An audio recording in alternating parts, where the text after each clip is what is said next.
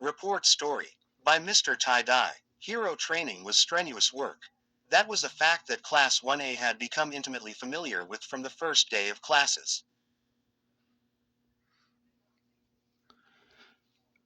However, there were few exercises they dreaded more than disaster rescue sessions at the Unforeseen Simulation Joint, USJ.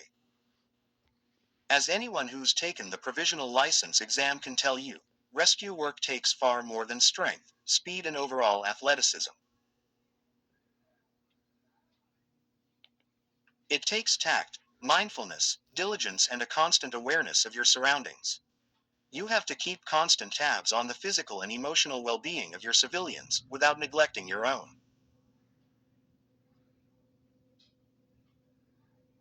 Most of all, you have to stay calm and put on a brave face, which is easier said than done when someone's life is literally in your hands. To make matters worse, the USJ was the site of Class 1A's traumatic first encounter with the League of Villains. While precautions had been taken to prevent a repeat of that incident, the scenery was still enough to trigger flashbacks, which made it even harder for them to keep their composure. As a result, training sessions at the USJ almost always left the class exhausted by the end, and today's was no different. As they got in line for the bus back to campus, there wasn't a single student who didn't look ready to collapse.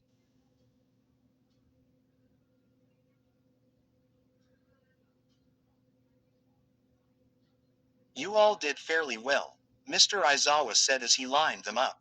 I particularly admire your enthusiasm, Sato, but remember not to burn yourself out too quickly. And Yaoyorozu, your intricate plans never fail to impress me, once you actually put them into practice. You can't keep hesitating and second-guessing yourself when someone's life is on the line. And Bakugo, I'd appreciate it if you didn't bark insults at the people you're trying to save. The three students grunted in acknowledgement. I'll have a more complete assessment for each of you once we get back to campus, he said. For now, get on the bus. With that, the class stumbled onto the bus and took their seats, without any real regard for who they were seated next to once the bus was in motion. They all took the opportunity to catch their breath and get their bearings straight. Some of them, like Tenya Iida, opted to reflect on the past few hours, trying to predict what their teacher would have to say to them about their performance. Others, like Denki Kaminari, were content just to stare out the window and watch as the sun gradually descended below the horizon. But Yuga Aoyama had something else on his mind. As fate would have it, he had taken a seat right next to Deku in the middle of the bus, and right across the aisle, he spied Ochako Uraraka sitting between Mina Ishido and Eijiro Kirishima. A mischievous smile spread across his face. From the very first week of classes, he could tell that Uraraka liked Deku quite a bit, and she all but confirmed it when he asked her about it during the final exam. Through his intuition, he could tell that Deku was quite fond of her, as well, so it was just a matter of waiting until one of them had the courage to make the first move.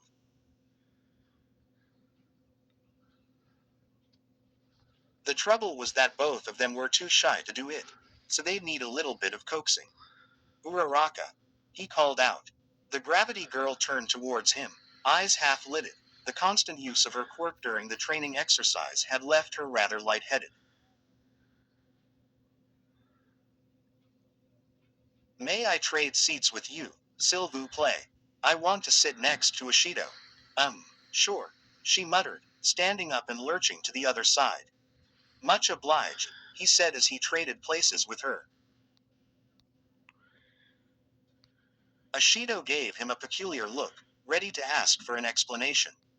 Before she could, however, he pointed to the opposite side of the bus, trying very hard not to giggle. Deku had been lost in his own thoughts, and hadn't even noticed the brief exchange between Aoyama and Uraraka. When he felt someone new brush up against him, however, he deigned to look.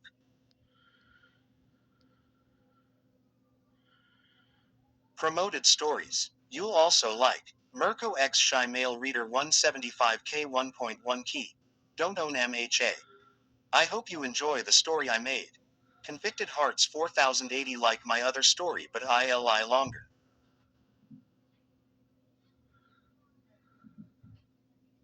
The Heroes Return MHAXJJK, ongoing 116K 1.7K in Quad, Izuku. Midoriya, after being betrayed and killed, vanishes leaving hurt people behind. After 2 months and a hack, he come back.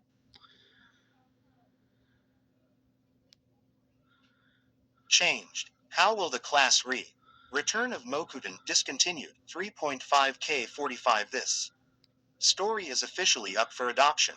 If anyone is interested, message me or comment on the story.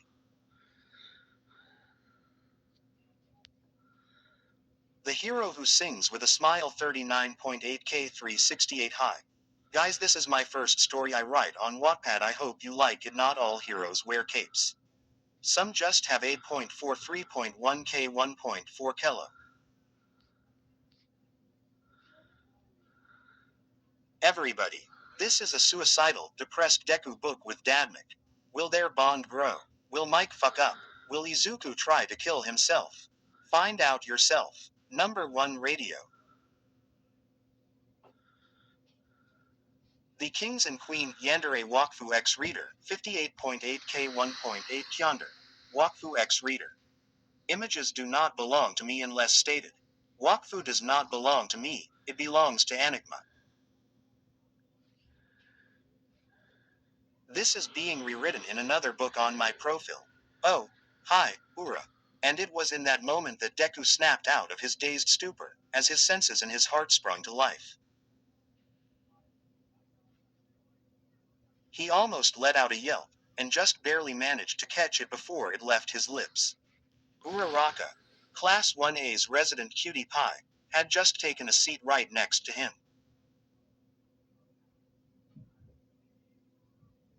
He felt as though time itself was standing still, and that the eyes of the world were upon him. He had sat next to Uraraka before, but not for an entire 45-minute commute, and certainly not while she was clad in her form-fitting hero outfit. Between her toned stomach, her ample bosom, her adorable bob haircut and her rosy cheeks, it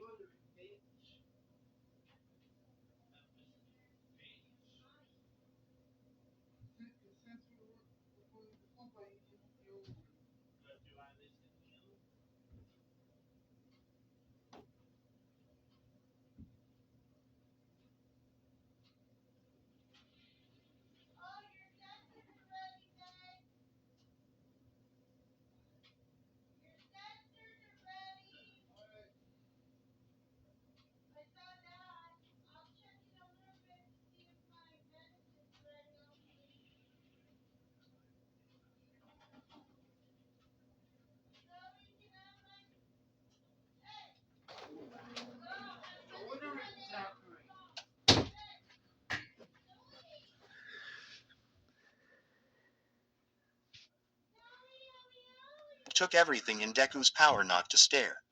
Not that Uraraka would have noticed if he did. As luck would have it, she was too woozy to process the fact that she was sitting next to him, and after taking their seat she just sat there in a daze, her head wavering.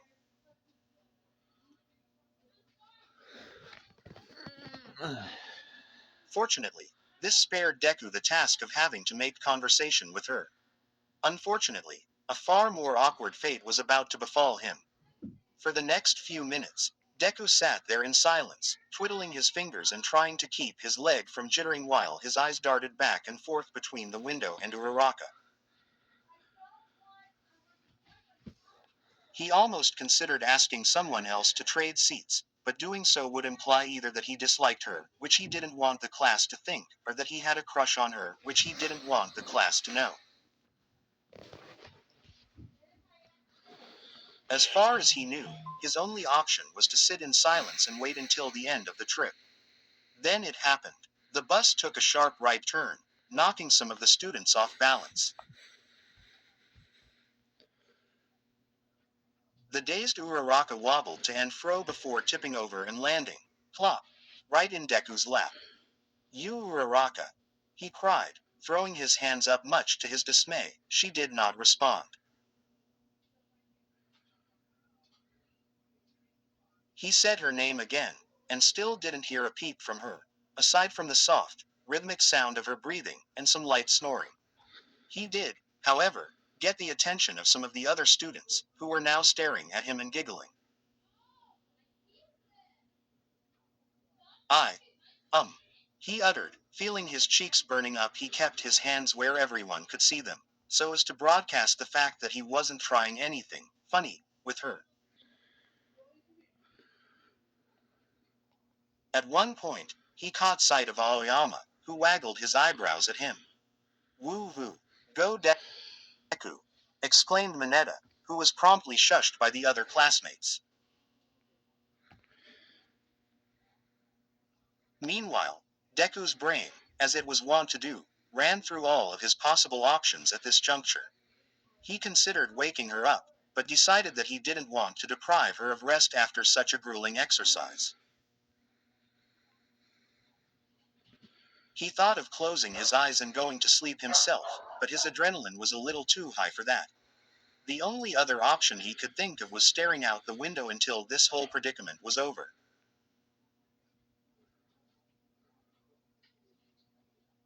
Wait a minute, he thought, pulling the brakes on his train of thought. A predicament. Can I really call this a predicament? Today's exercise was all about keeping a cool head in a crisis situation, one where you're responsible not just for your own life, but for the lives of countless others.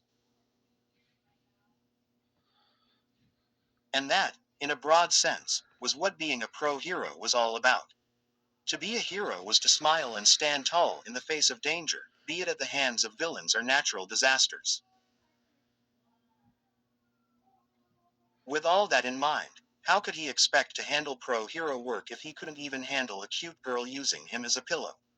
He looked down at the girl in his lap.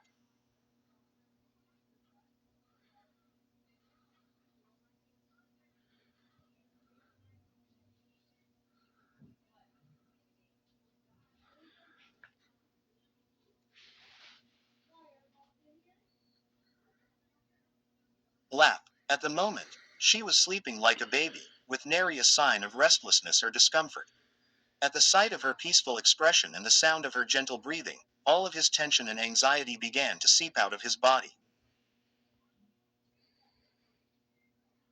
He felt compelled to reach out and stroke her hair, and she responded with a smile and a contented hum. His heart swelled, and he faintly heard a few ahs coming from around the bus. He spent the rest of the bus ride staring down at her, while running his fingers through her soft brown locks. What an angel, he thought. While the first 5 minutes of the trip seemed excruciatingly long to Deku, the remaining 40 flew by.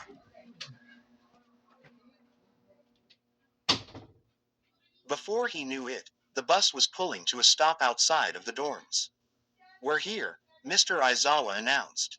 Everybody out. The sound of his voice stirred Uraraka, who rose from Deku's lap with a yawn and a stretch.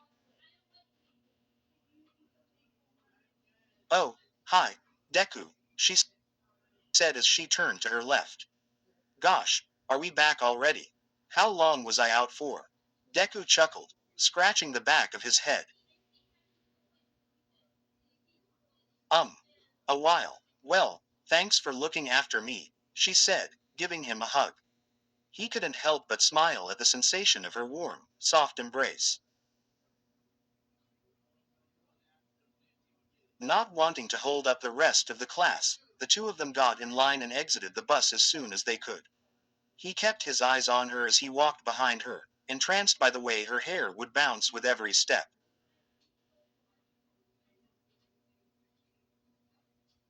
He only made it a few feet away from the bus before he was swarmed by Mineta and Kaminari, who both congratulated him for being such a Chad and demanded to know his secret to wooing the ladies.